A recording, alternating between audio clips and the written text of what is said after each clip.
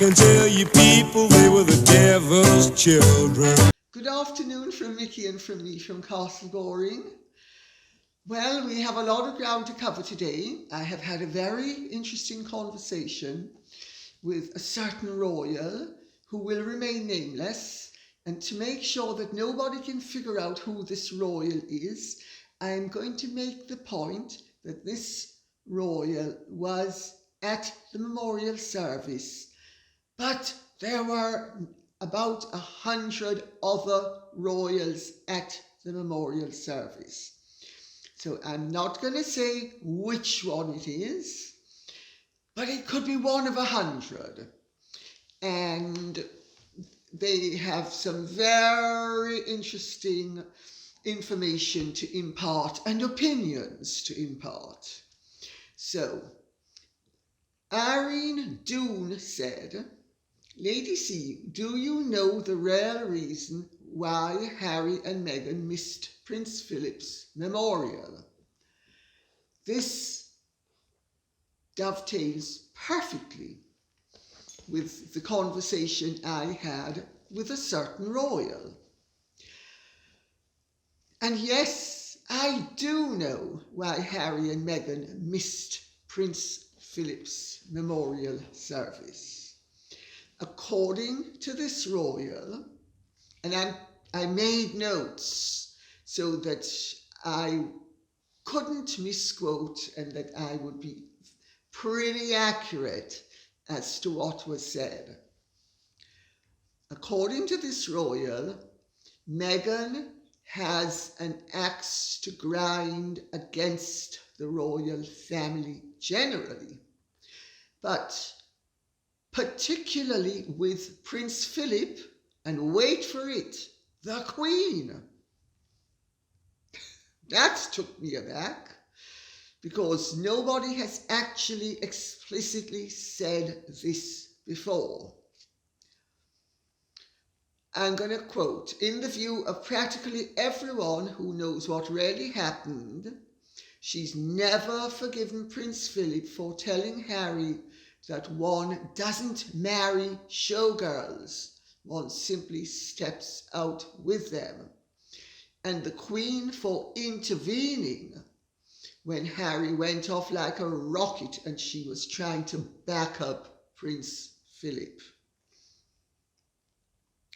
Evidently, and I think it's not rocket science to figure it out, Harry went back and told Meghan. It infuriated her. She felt outraged. She felt, how dare these people belittle me? Who do they think they are? Now, this is me interpreting, not quoting. Who do they think they are? I'm a proud, confident woman of colour, and I'm not going to put up with all of this nonsense. I mean, who do they think they are? I'm a star of soaps. She's been infuriated from that moment to this, evidently. And I have to say, this interpretation dovetails absolutely with subsequent developments. To continue,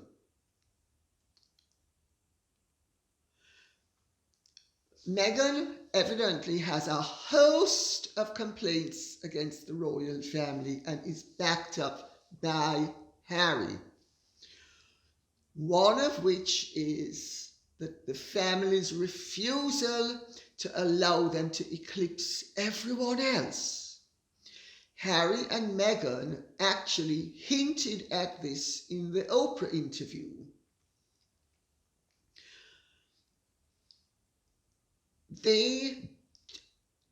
She firmly believes, and now he believes, that everybody else is jealous of their star quality. I mean, William and Catherine don't have star quality. No. I mean, how could you compare Catherine's wow factor at the James Bond premiere with Meghan's wow factor in that red dress at the Veterans Awards. I mean, we've got to figure out who has class and who doesn't. But anyway, they firmly believe that everybody in the family is jealous of them and has been trying to do them down.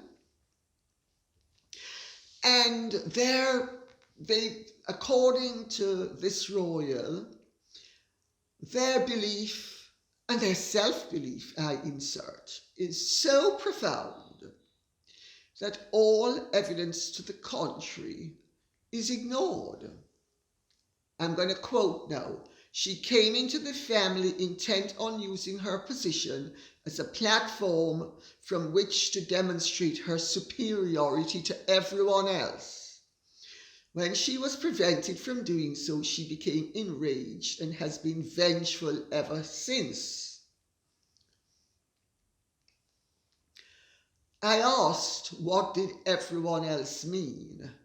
Because the way the sentence was structured, it had really two meanings. That, and I'll quote it again, her superiority to everyone else. So I wanted to know, was she superior to everyone else in the royal family, or was she superior just to everyone else? And it turns out that, according to this royal, she regards herself as superior to everyone, including the members of the royal family, who she evidently viewed with disdain and contempt. At least this was the perception of several members of the royal family at large, because I don't want to limit, because I'm very eager to ensure that nobody ever knows to whom I spoke. She also had, and I continue quoting, she also had no respect for the traditions of the family or the British people and the Commonwealth.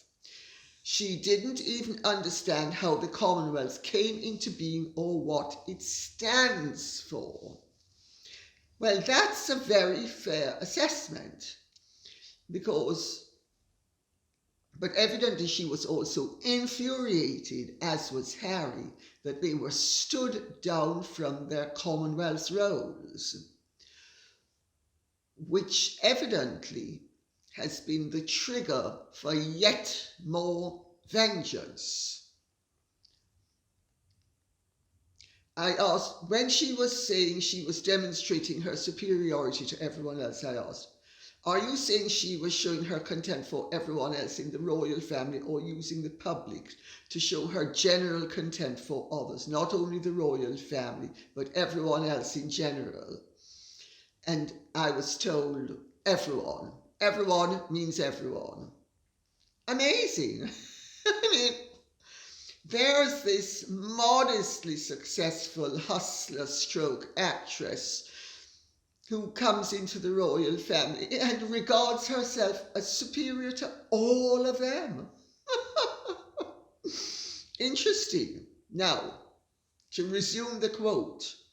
In my view, she's played the race card with the Oprah interview to get back at the family for thwarting her ambitions. In my view, she's very, very vengeful. I'm continuing to quote. When you meet her, she's tightly, sorry, I'm tripping up over the words. She's tightly coiled like a well-wound up spring. She's plainly a self-fabricated personality who aggressively asserts herself and her vision of herself at all times. Only the good Lord knows the energy it must take to maintain a facade like that.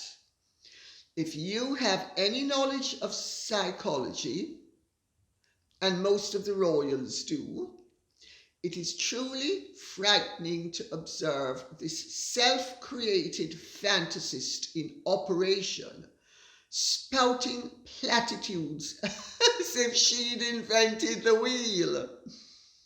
She is a know-it-all and listens to no one. Anyone who disagrees with her is banished. She's the most dictatorial person I've ever met, and I've met real dictators, dictators in power. She has perfected the technique of divide and rule. The reason why she didn't attend the memorial service and why Harry didn't come as well is that this was payback time for Prince Philip daring to question her suitability as a wife for Harry, and for the Queen backing him up. It's nothing but pure spite. I shudder to think what spin she and Harry will be putting on things in their version of what's being called his memoirs.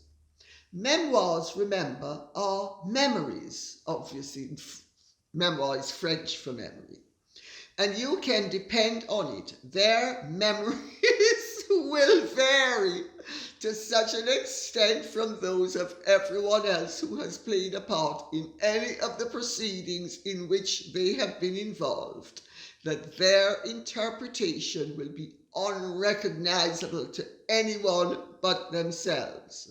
What people don't realise is how extraordinarily aggressive, domineering, dominating, dictatorial and determined Meghan is to cram her distorted viewpoint down everyone's throats.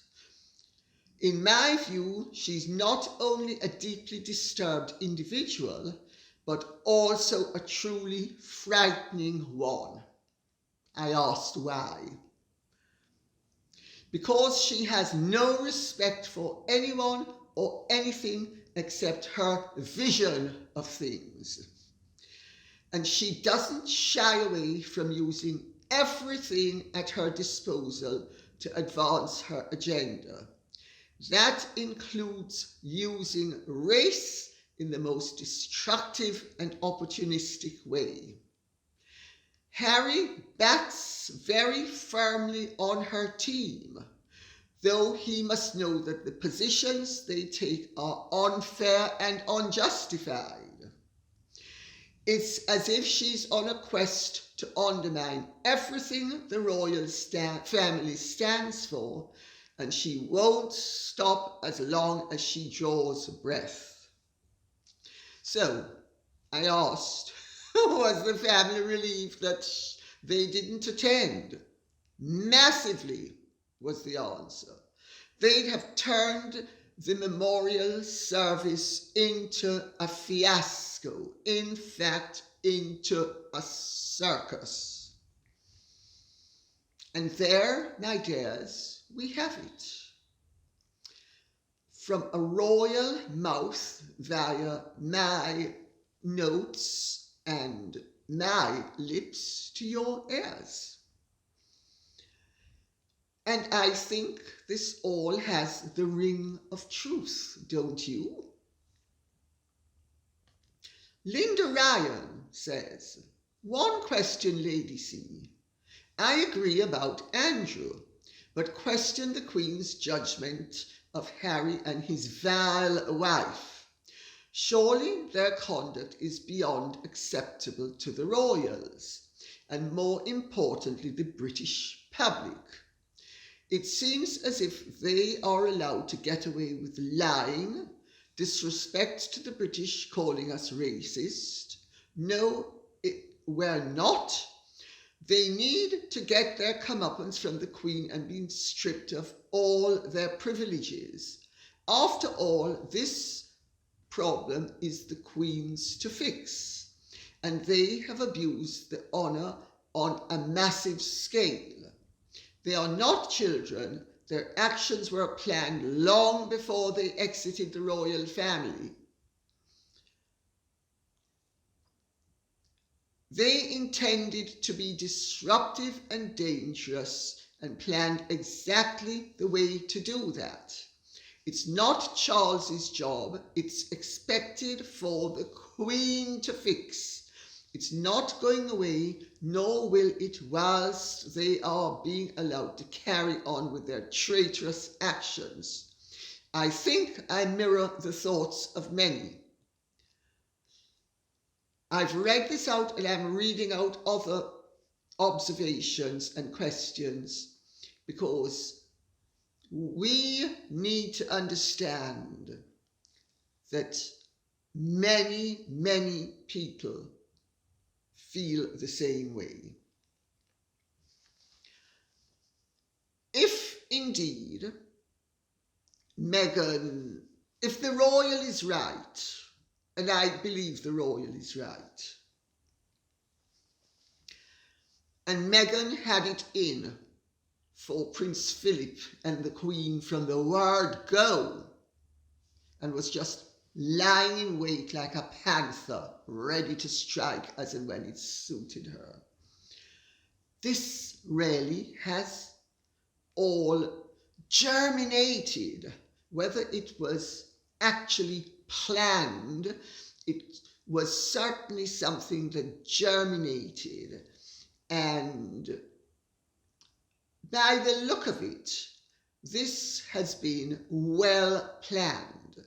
Maybe some of it has been more happenstance than people who believe in absolute planning would like to actually accept. But I think there is an element of who do these people think they are? I mean, who, just because they're the Queen and Prince Philip? I mean, honestly, I mean, I'm a star.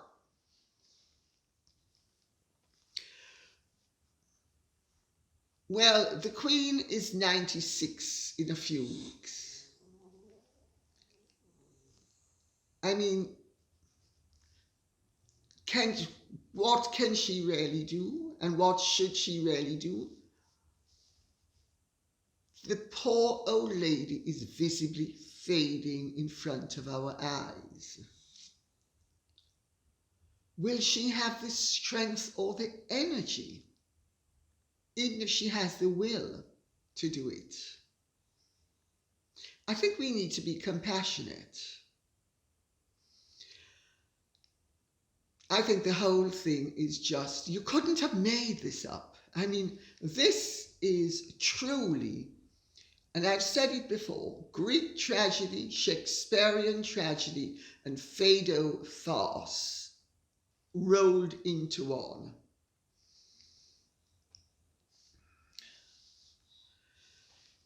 And you know,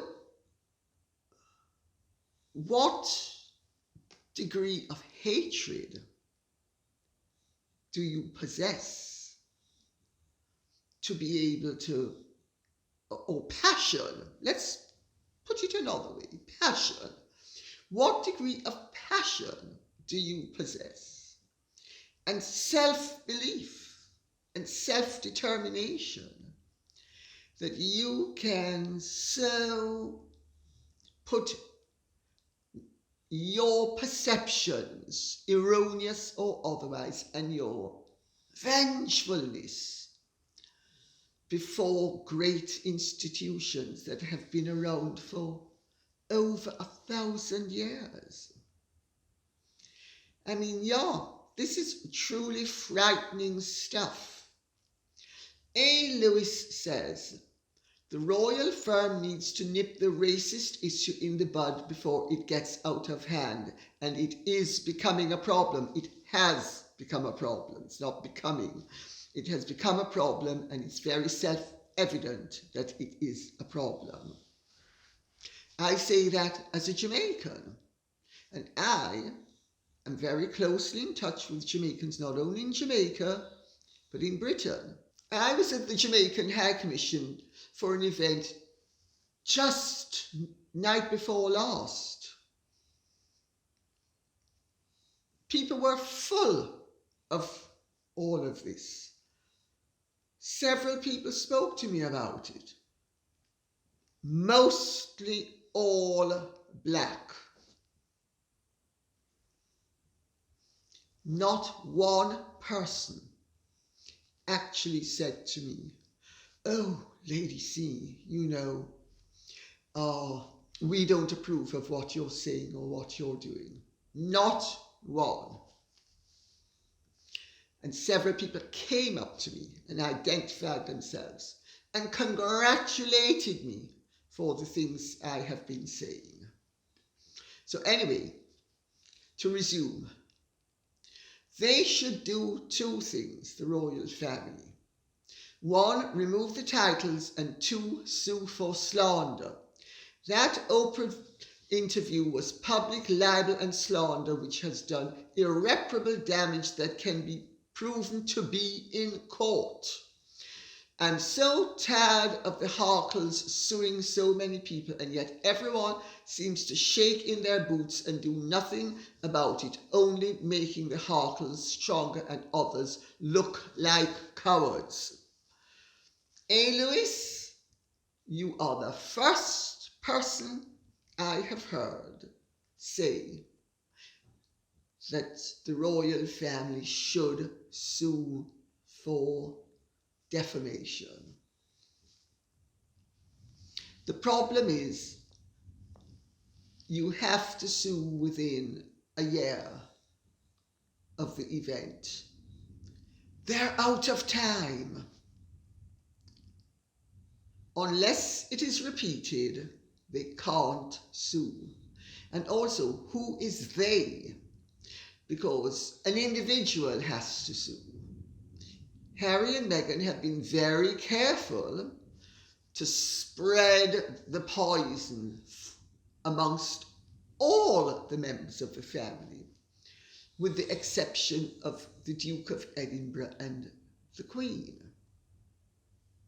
They knew the Duke of Edinburgh was dying, and they knew the Queen would come out batting if he were accused of racism, in my view.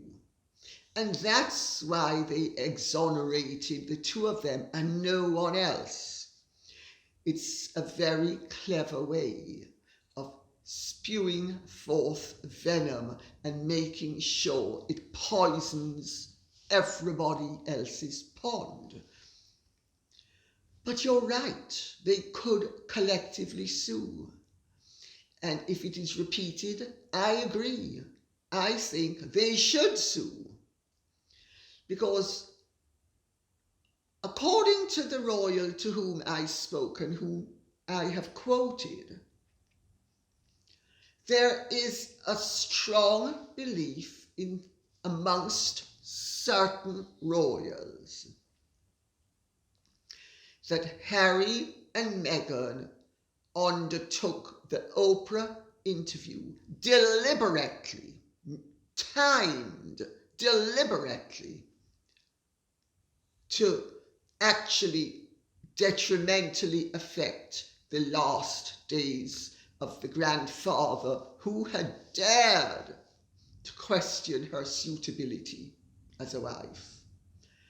If that is so, and certainly their actions show in the timing of the interview that they either were calculatedly vengeful or completely uncaring. But if they did it out of spite, and they have remained silent about the memorial service, they're always making announcements about everything. Oh, the kitchen sink got plugged up. Oh, commendations to Desmond Tutu. Commendations to the bar of soap. We've given $5, aren't we generous? We have donated 2 bags of rotten fruit. Aren't we wonderful? Not a tickety-boo about his grandfather's funeral. Sorry, his grandfather's memorial service. Not a tickety-boo commending the extraordinary and very positive life and the positive accomplishments of his grandfather. Their silence is eloquent. Lynn D. says, Candace Owens made the claim that Afro-Americans are in the best place ever for the black people in the USA. In fact, the West has been a great place for blacks to live in. Why do you think there are so many of them trying to get into Europe and the UK? Not to mention the ones who somehow got to South America and are pouring across the US border via Mexico.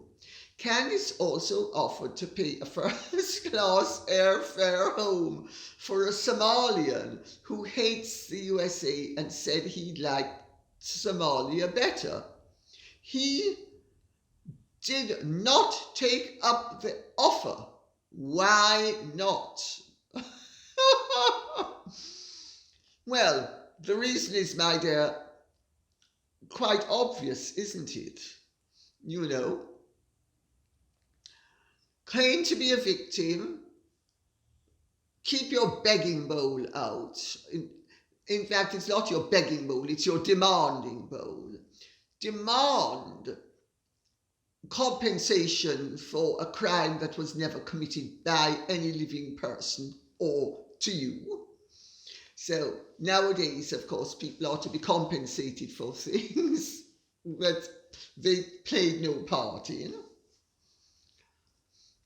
Yeah, they are in America or in Britain or wherever else they are complaining, but they don't want to go back to Africa. I wonder why. I mean, Marcus Garvey started the Back to Africa movement. I don't see any Jamaicans trying to flood back to Africa. On the contrary, every Jamaican I know is either happy to live in Britain, the Americans, or on the American continent, or in Jamaica. I don't see any of them heading back to Africa. I think that in itself tells you that for all the downsides, there has been a huge upside. And yes, isn't it interesting that half the world wants to flood into Britain and live in Britain, then complain about British society? Stay in your own society if you don't want to appreciate Britain. Why come to Britain? Half the time illegally. And then demand that Britain change for you? No. I mean, I come from a family of emigres in certain segments of my background. And we made sure we fitted into our host countries without betraying our traditions or dismantling our integrity. But that's what you do. You assimilate. You do not denigrate at the same time that you're deriving the benefits of hospitality. And now I'm going to read out a few comments because I think it's really important that we get on board what people genuinely feel, because the press are so completely skewered, it's just beyond belief. Gladys Johnson says, hello, Lady C. Oh, well, sorry, I'm jumping the gun. This is actually a proper question. Hello, Lady C. Why was Fergie not at Westminster Abbey? Gladys Johnson, she wasn't there because the Duke of Edinburgh couldn't stand her.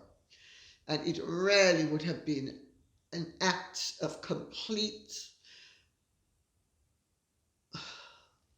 pushiness beyond all recall for her to have shown her face at the memorial service of a man who absolutely deplored her. Bonnie McDougall says, people forget this was really a family event to honour the Queen's husband, who did so much as her consort. Good point. I thought it was wonderful that she had Prince Andrew escort her down the aisle to her seat. Her actions should speak volumes about her support for her children. Well, I will interject, in this case, her child. Without even being convicted of anything, Prince Andrew has already paid a heavy price, and I don't mean financially. I couldn't agree more. God bless the wonderful Queen. I couldn't agree more. Wendy Cromwell says, so many people are viewing Andrew's activities and placement at the memorial service as a bid to renew his royal duties. It was a family event. He escorted his mother and sat with his siblings. End of story! Exclamation mark. Lady CEO, whoppies are precious and Mickey deserves all the love and snuggles for her hard work in caring for them. How much longer will Diesel and Babe be with you? A few weeks. And as for the rest, I couldn't agree more. A widow who wishes to be accompanied by her devoted son should be able to do it without the carping of sanctimonious and irrelevant hypocrites. And in that I include most of the press. Mary Elaine Frith says, firstly, my condolences on the loss of your friend. Thank you very much. I am no fan of Prince Andrew, but I think the press and individuals in the media have behaved appallingly towards Her Majesty and the royal family. We all have dodgy relatives, you can say that again. The memorial was first and foremost a family affair. To make it about Prince Andrew rather than the Duke of Edinburgh was mean-spirited, and to begrudge a mother the presence of a son for support lacks dignity and compassion. It certainly does. It also lacks humanity and shows a degree of egotism that the press should feel that they should display no consideration for an old lady who is grief-stricken, but that she should be jumping to their tune. Jeanette Martinez says, Lady C, love seeing how much your pups have grown. Haven't they just? I'm beginning to think I should put them on ice. They are the cutest, aren't they just? The media, anti-monarchists, were in full mode to put a damper on that wonderful show of support by family and royals from other countries. You notice they practically ignored all of the other royals. I mean, there were several kings and queens there. There were several heads of state. There were several heads of families. Most, they didn't even know who they were. Doesn't that show you how completely ignorant they really are? Anyway, to resume. As you have said, it was a family affair in remembrance of Prince Philip's life and accomplishments. So disgraceful of them all. Prince Charles, Princess Anne, Prince Andrew and Prince Edward were all there to support their mother, the Queen. The person celebrated was their father, for heaven's sakes.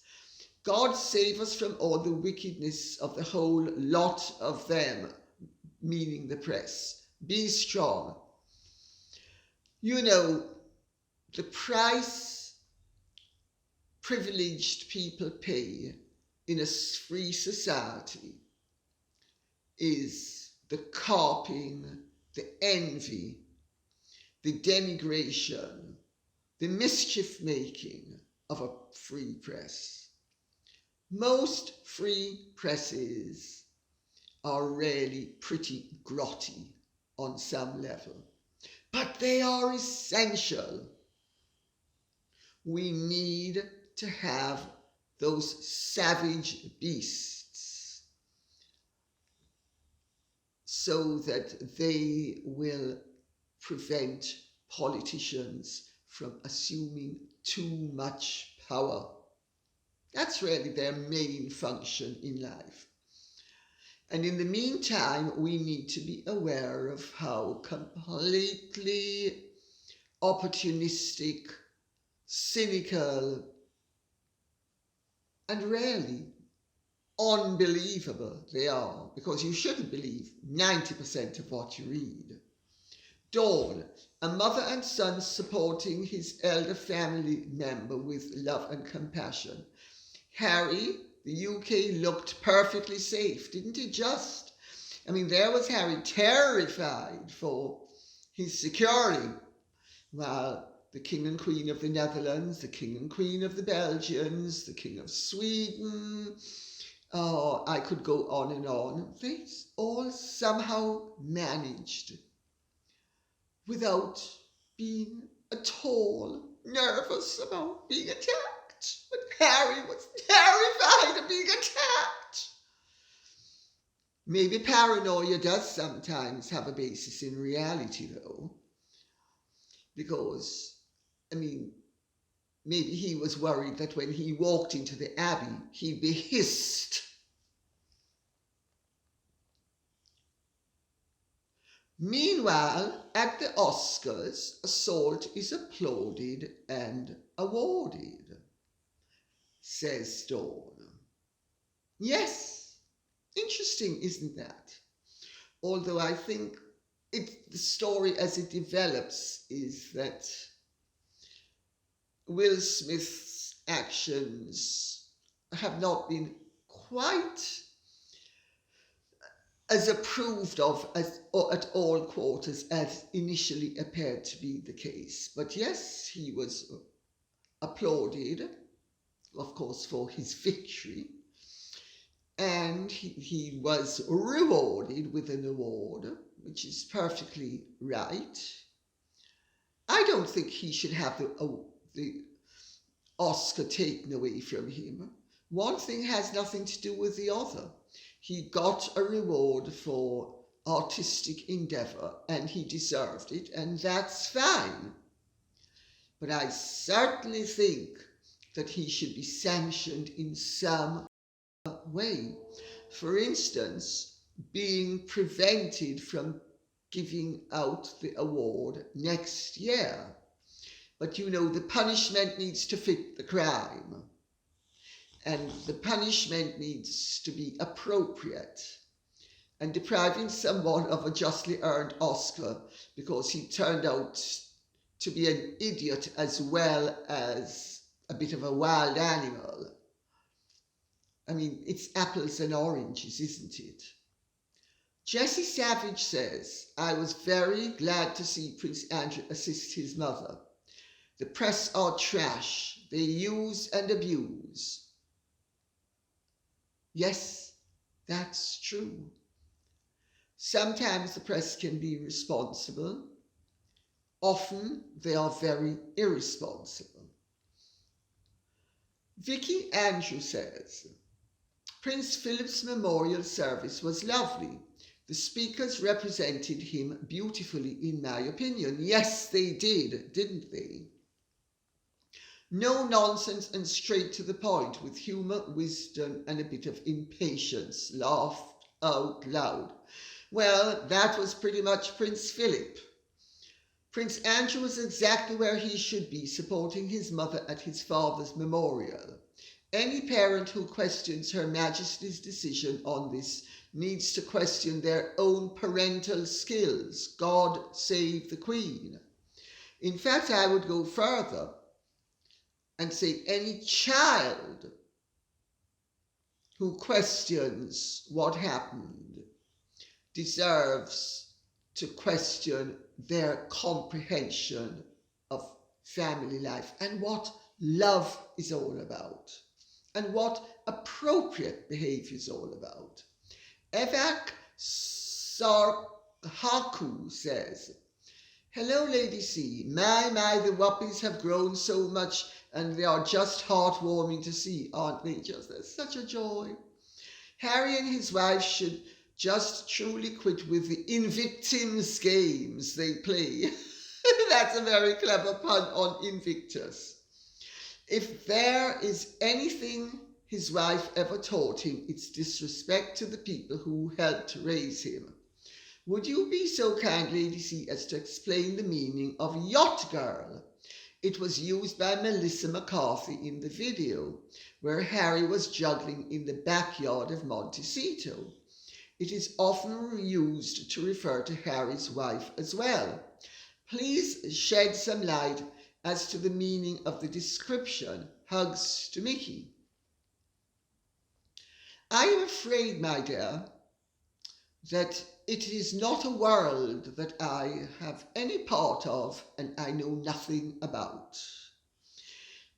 Yes, I am aware that Melissa McCarthy managed to work the description into that video, and I am aware of the fact that it is a description that has been used with regard to Meghan Markle in her pre-marital days, or should it be intermarital days, because I suspect it refers, according to accounts, between marriages, but maybe not, I don't know. I steer clear of things like that. I learned a long time ago, don't jump into a river of feces. It's only going to defile you. I think I know what it means, and I wouldn't condescend to even pick up the description. I hope that makes my position clear. Anne Hopkins says, the Queen should have insisted on no marriage. Sorry, the Queen and Charles should have insisted on no marriage. Well, my understanding is that Meghan actually seduced, in quotes, the Queen and Prince Charles. They liked her rather more than Prince Philip, who saw right through her from the word go. They didn't, but I'm sure that the Queen would have backed up Prince Philip had Harry given her half a chance to finish her sentence. And yes, they should have insisted on no marriage. I am aware of a similar situation at the moment with a very high-profile family where the family feels that an interloper who is an adventuress and who they regard as unsuitable wife material, and they have put down their foot and made it absolutely clear that if there is a marriage or if there are children of the union,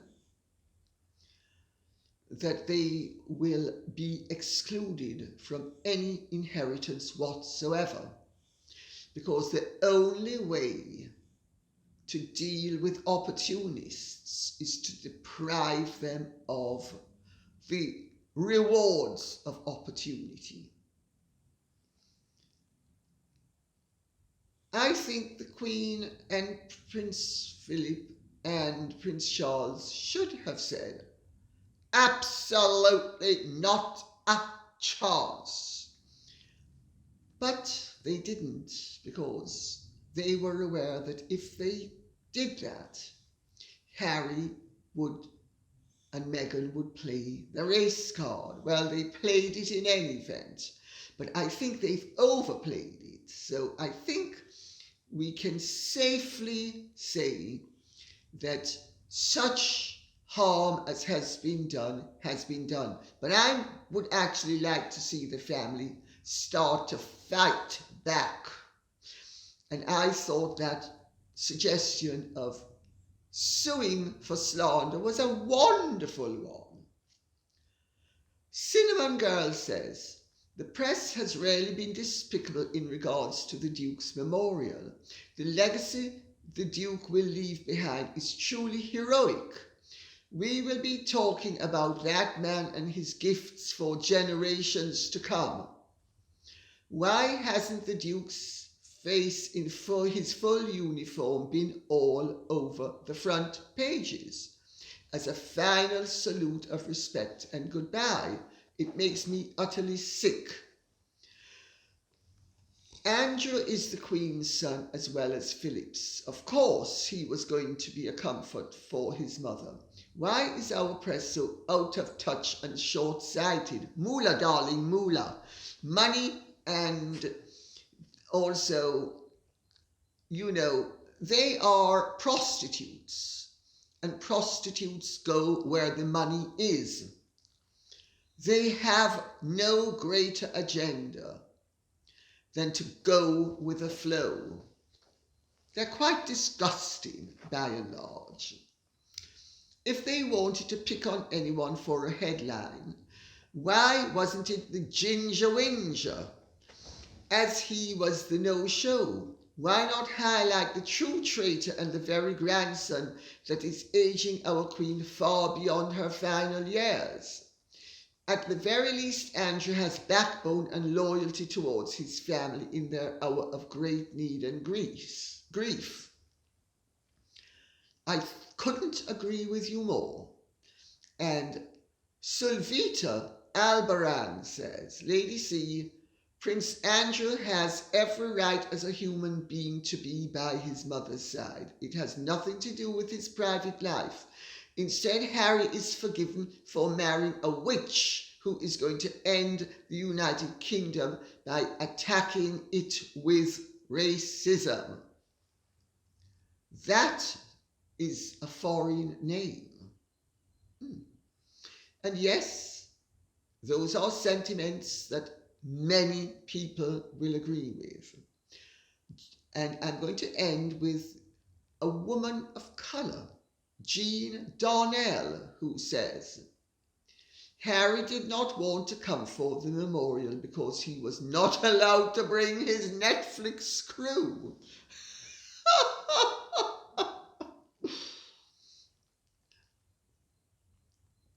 I don't think, Jean Darnell, that he would ever have been allowed to bring his Netflix crew. And I think you could be well onto something, but I don't think it's only that. I think it's that they have a narrative that they're developing and will doubtless develop with Netflix and Spotify, and they are going to be pushing the narrative. And so their behavior needs to have some congruity. If it is totally incongruous, as it has been so far, they will bomb. Hence why Netflix and Spotify have parachuted in people to oversee the projects.